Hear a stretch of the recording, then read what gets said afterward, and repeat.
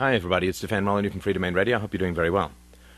This is a shout out without too much shouting to those who wrote to me in shocked and appalled squeamishness at the very idea that I would suggest that a friend of yours who supports wars and predation and debt and inflation may not actually be that good a friend, and that you should reconsider your friendships. If you're for Ron Paul and people won't vote for Ron Paul after you make reasoned, passionate, factual arguments, they may not be your friends. Well, people refer to this as emotional blackmail. Oh dear. Emotional blackmail, can you imagine? Well, let me tell you, to people who think that saving the world is a pony show, a sunshine, roses, and honey up the nose show, I will tell you that it is not. Because if you think that the problem with that video of mine was emotional blackmail, you simply do not get it. You do not understand, and I will tell you what you do not understand. You do not understand that a statist, somebody who wants government-enforced laws, regulations, rules, and brutalities to run your life, wants you thrown in jail for disagreeing with him. He wants you thrown in jail for disagreeing with him. Let's say you're against the war on drugs, like any sane and moral human being is. Let's say you're against the war on drugs. And you make your case and you lay out your arguments and you talk about the non-aggression principle and self-ownership and responsibility and humanity. And your friend says, no, I still think that the war on drugs is good and I want to support it. What he's really saying is, I want you thrown in jail for following your conscience, for doing what is right. I want men in blue costumes to come to your house, stick a gun in your face, and say, come into the windowless van with us for years. Even if you'd never touch an illegal drug. Because the war on drugs is all about funding. And if you find it objectionable that people get locked up in cages for carrying innocuous bits of vegetation, then you should be able to withdraw not just your moral, abstract, who gives a shit support, but your actual, tangible financial support to such a monstrous, monstrous attack upon humanity. So, if I'm against the war on drugs, what I want is to withdraw my funding for the war on drugs. To withdraw the money that is extracted from me at gunpoint and used to pay people to throw people in cages where they are brutalized and often raped for years. That is what it means to have a conscience, be able to act on it.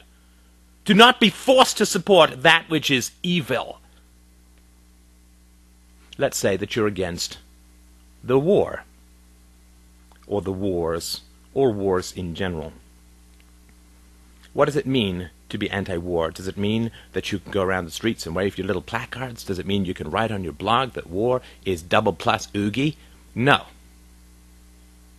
Being against the war means not being forced to fund a war, not being forced to pay for the murder of innocent foreigners. That's what it means to be against the war. Are you against the horrors of the permanent underclass that has been created by government education and the welfare state? Does your conscience say that this is monstrous and evil, and it's the most destructive thing that has ever been foisted on the poor outside of the medieval goddamn plague? What does it mean to be against these predations? Does it mean that you can wave your placards and write your blog and say to people, well, I don't really think it's that good, and here are the facts behind it? No. That means nothing. That means nothing. If you're a cow in an electrified paddock and you want to spray paint on your side, I don't like me paddocks, farmer doesn't care. Just stay in the goddamn fence and you can do whatever you want. The fence is your money. The fence is your obedience, which is enforced upon you, either directly with the gun to your head of taxation or indirectly with the silent pickpocket of fiat currency inflation and debt. To follow your conscience, to do what is right, means that you have to oppose being forced to pay for that which is evil. That is what the government is doing, always, it is forcing people to pay for that which they object to. Because if they didn't object to it, it would be called charity, for Christ's sake. The government is all about forcing people to act against their conscience. The United Way is a charity. They do not force you to support them. The government forces people to support its activities because it is directly what they do not want to do. And generally, it is because they do not want to do it morally. The government is ethics rape in perpetuity.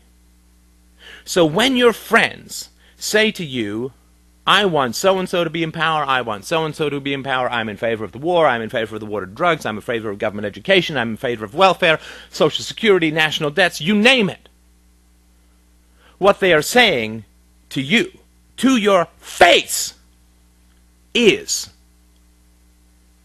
if you follow your conscience, if you do what is right, I want you thrown in a cage for years for tax evasion. If you act upon your conscience and cease to support that which is morally repugnant to you and destructive to the lives, literally, of millions of people, if you act on that which is right, I want you kidnapped and thrown in jail for years. That is the ring of statists who are all around you. And that is what they are saying to you. Follow your conscience, go to jail. And I like that. And I want that. And if you resist that, you are a bad person who must be double thrown in jail.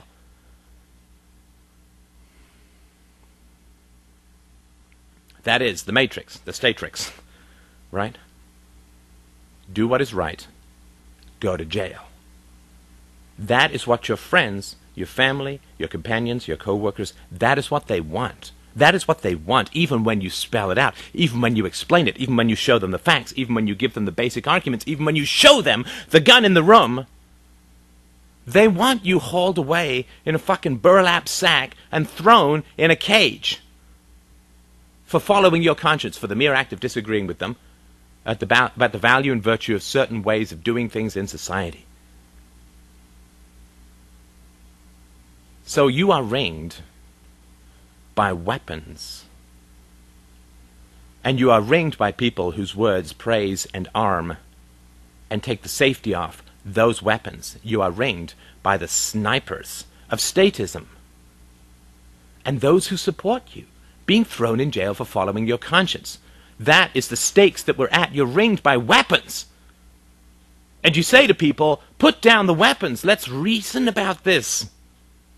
Put down the weapons. Let's reason about how to solve problems in society, how to fix things, how to get things done so that people don't get caged, so that the unborn don't get sold off and stolen from. So that the solution to problems is not always more guns, more laws, more fucking cages. Let's just reason together and see if we can't find a way to have a society which is not murder-based, which is not cage-based, which is not violence-based. Put down your weapons, everybody, and let's reason about this. That's all you're saying. That's all you're saying. If you're into freedom, if you're into liberty, if you're into compassion, if you're into human communication that does not involve that is who you are surrounded by. There's people who like weapons rather than words, and who only use words to cover up the weapons, to put a velvet glove on the bottomless fist of the state.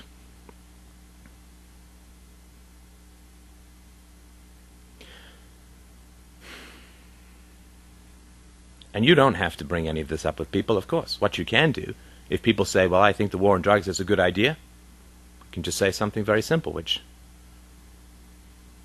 describes the situation perfectly.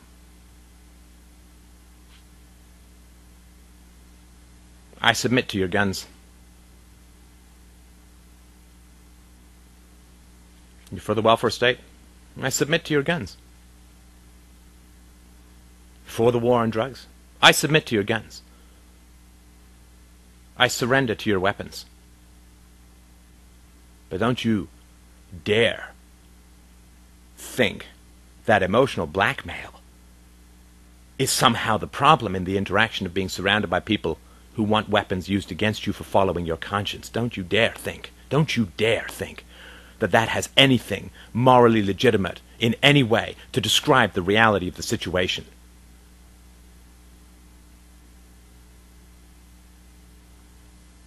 You don't have to follow your conscience. You don't have to go to jail. But all you have to say to people is, I bow to your weapons.